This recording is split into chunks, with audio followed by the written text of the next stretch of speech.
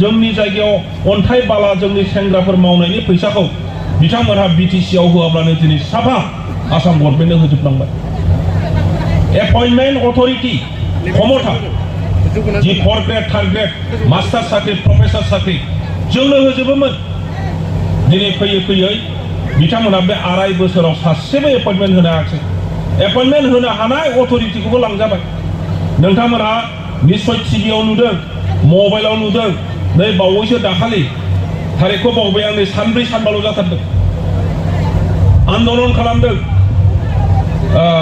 गामियाव मा थायो फुरा बे क'क्राझार डिस्ट्रिक्टआ फोजोबनानै आन्दलन खालामदों दा बेवहाय बे गभर्नमेन्टआ प्रमद बर'मोनहा 12 जन हिनजावफोरनो एपइन्टमेन्ट लेटार रानदों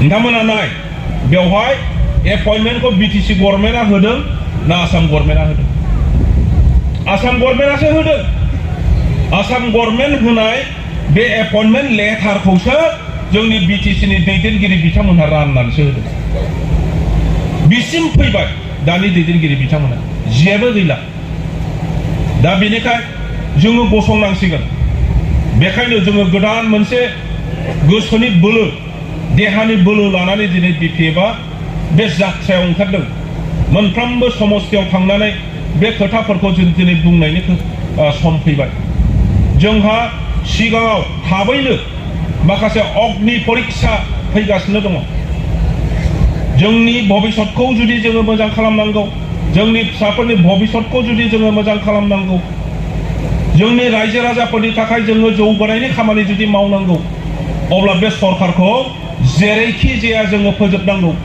बे सरकारखौ फैगौ इलेक्शननिफ्राय जिखुनु फैगौ इलेक्शननिफ्राय पावारनिफ्राय बोख्लायनानै जोंनि BTC नि राजनितिनिफ्राय गैयै खालामनांगोन बे साहसखौ नोंथांमोना बयबो लानांगोन बयहाबो मोनफा मोनफा दायित्व थाबाय दिनै दैदेनगिरि बिथांमोनहा गामि गामि थांनानै लेक्सार होदों साफ्रोमबो गामिनि जोंनि BPF नि दैदेनगिरि जाहा आइजो बिथांमोन जोंनि बिब'मोन नोंथांमोनहा लेक्सार खोनासंनानै न'आव दलर थाहैब्ला बारा मोजां जानाय नङा खोथिया फुनो थांनायावबो जायजोंनो लोगो मोनो रायलायनांगोन जे सरकारा दानि UPPL सरकारा माबायदि मावदों फुरानाया मोजांमोन ना दानि गोदाना मोजांमोन बेफोर खोथाखौ नोंथांमोनहा रायलायनांगोन दिनै जों बयबो मिन्थिबाय जे फुरानाया दानि गोदान सरकारनिफ्राय हाजार गुना साबसिन जोंनि दिनाव जौगानाय फैदोंमोन जोंनि दिनाव शान्ति फैदोंमोन जोंनि दिनाव विभिन्न जाति गोष्ठीनि गेजेराव अनलायनाय भातृत्व मोनसे सम्पर्क जोङो सृष्टि खालामनो हादोंमोन किन्तु दिनैनि सरकारा जाति गोष्ठीखौ लानानै आरोबाव दावराव दावसि खालामनायनि बिसोरो पलिसि खालामदों जायनि थाखाय एभिक्सन खालामदों जायनि थाखाय नटिस होदों बायदिसिना जोंनि समावहाय जि अशान्त मोनसे परिस्थितिमोन बेखौ जोङो लासै लासै शान्ति लाबोदों दिनै बे शान्ति परिस्थितिखौ आरो अशान्ति खालामनो थाखाय बिथांमोना बायदिसिना खालामदों कारापसन खालामदों जाख्ल'दों बायदिसिना बुंनानै सरकार दादों किन्तु थाखा फैसा जाख्ल'नायनि बेलायाव दिनै सारा संसारा बुंदों बयबो नुजोबदों लाजिदों जे प्रमद बर'आ मा मावखो थांनाय बोसोराव नोंथांमोना बयबो मिथिगौ जि BTC नो फैसा हरनाय जादोंमोन 600 कौटि बे 600 कौटिनि गेजेराव साख्रियाला बाहाय गोबां दङ हनै बेंकआव मावग्राफोर मास्टारफोर बायदिसिना बयबो दंजोबो बेवहाय बिथांमोनहा मिथिगौ जे फाइनान्सियेल इयार जायखौ होनो बोसोरसेनि जि माबा एल'केशन बेखौ 31 मार्चआवनो फोजोबनांगौ 31 मार्चआ नै फैगासिनो दं एक सप्ताहल'सै दिनै 23 तारिख 8 दिनल'सै 8 दिननि उनावहाय BTC आव जि फैसा थागोन बे फैसाखौ ओरैनो हरफिननांगौ बेनो जाहैबाय जोंनि सरकारनि आयेन 31 मार्चआनो जोबथारनाय फाइनान्सियेल इयारनि दिन थांनाय बोसोराव नाथाय 31 तारिखसिम बे गभर्नमेन्टआ 600 कौटिनिफ्राय आधाल' फैसा मोनबोदों 300 कौटिल' मोनबोदों 300 कौटिया फैयासै चिफ मिनिस्टारजों रायलायनानै 1.5 मास टाइम एक्सटेन्ड खालामनानै लानानै बे 300 कौटिखौ गासिबो साप्लाइ खालामजोबदों फुराना बिलखौ होआ होननानै बिसोरो इसिआव एग्जिकिउटिभ काउन्सिलाव रेजलिउसन लानानै गासैखौबो साप्लाइ खालामदोंमोन।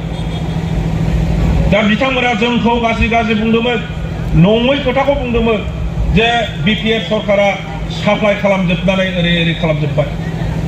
दिनै अबिया सत्य अबिया असत्य बयबो दिनै नुनो मोनफिनजोब्बाय, मिन्थिजोब्बाय। देग्लायबो मा जागासिनो दङ, फैसाया फैनानै दङ, नाथाय 700 कोटि देग्लायनि बाजेटआ बे 700 कोटिनि गेजेराव दासिमबो 30% बाहायनो हायाखै।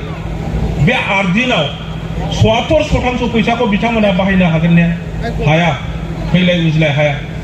दा बेखायनो बिथांमोना आरोबाव बेखौनो खालामनो नागिरदों जे रायजो राजाफ्रा दालां बान्दो बानायनायनि खोथा गैला, बे फैसाखौ आरोबाव साप्लाइ खालामजोबगोन।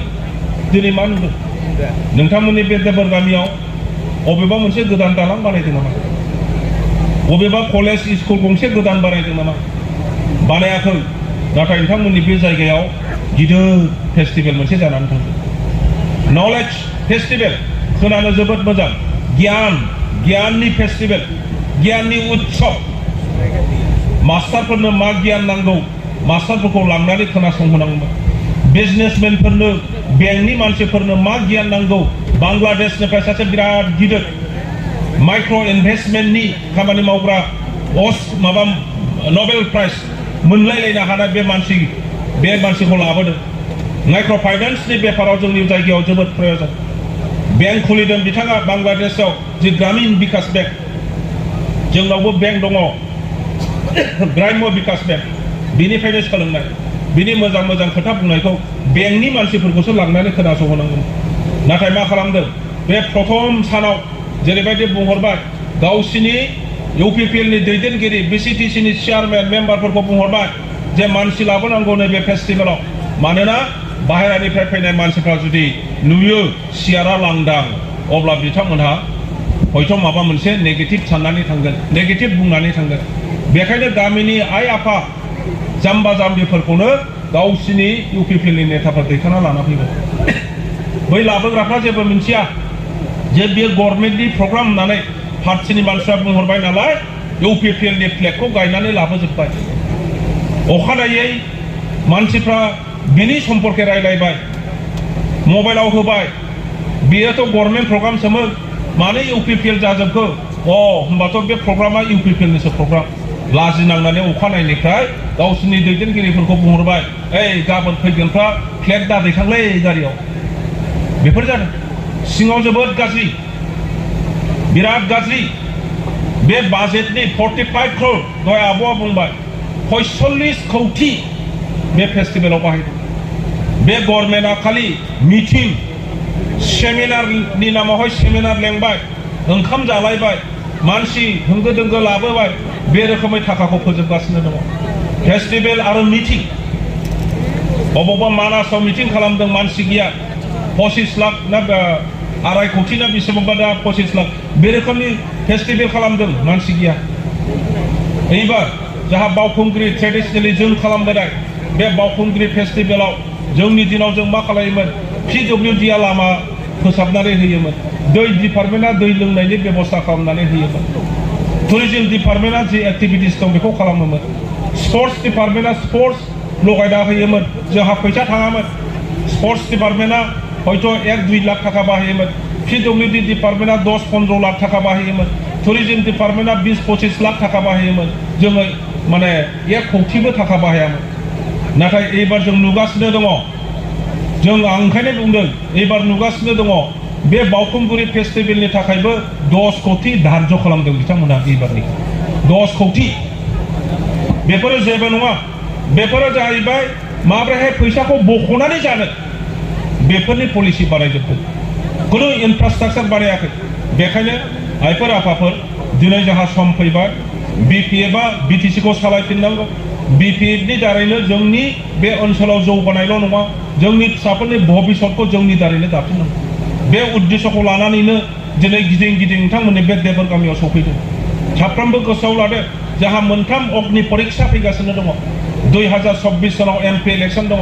बेवहाय जेरैखि जाया आगोलाव बर' आरो अना बर' होननानै राजनिति खालामबाय बर'फोरखौ कमप्लिटलि साइडलाइन खालामनानै गुबुन हारिफोरखौ मिसलिड खालामबाय बिथांमोनखौ थगायनानै हिरा सरनिया जेरैबायदि भट मोननानै 10 बोसोर बिथाङा एमपि जाबाय मेगन सायाखै राजनितिकआव जायानो भट मोनो बेनो देरहायो किन्तु जेरैबायदि अयनाय भाबै बिथाङा खालामदों दिनै इसोर दङ जोंनि मानसिफ्रा बयबो चेलेन्ज खालामनानै बिथांनि जि ट्राइबेल सार्टिफिकेट बेबो दानजाबाय गतिके फैगौ बाराव खुनु बेबायदि जोंनि बिभ्रान्तमूलक जोंनि गाज्रि सिन्था खालामग्रा जातिखौ लानानै बोखावग्रा धर्मखौ लानानै बोखावग्रा बेबायदि मानसिफ्रा जेन' जोंनि बिटिसिनि दैदेनगिरि जानो हाया बेखायनो जोङो खौसे जानानै गामिनि मोनफ्रोमबो जाति गस्थियाव मानसिफोरजों रायज्लायनानै नोंथांमोनहाबो पार्टिसिपेट खालामनानै फैगौ 24 सनाव एमपि इलेक्शनखौ